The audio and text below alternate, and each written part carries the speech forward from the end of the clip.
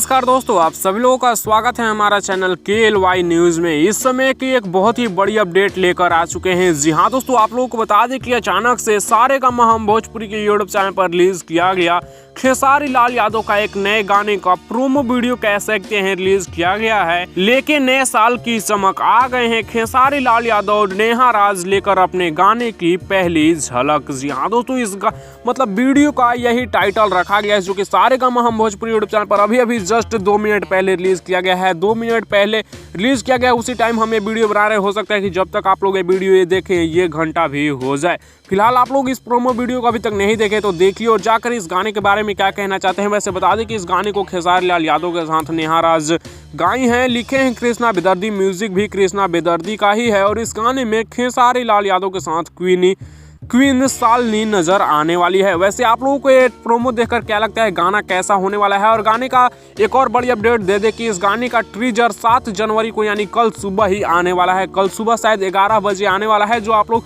Promo video देख लेंगे तो आप लोगों को कंफर्म हो जाएगा। वैसे आप लोगों के जानकारी के लिए बता दें कि 11 बजे ही रिलीज किया जा रहा है। सो अपडेट कैसा लगा नीचे कमेंट में बताइएगा। वीडियो में इतना ही, मिलते हैं नेक्स्ट वीडियो में नए अपडेट के साथ। बने रहिएगा आप हमारे चैनल KLY न्यूज़ के साथ।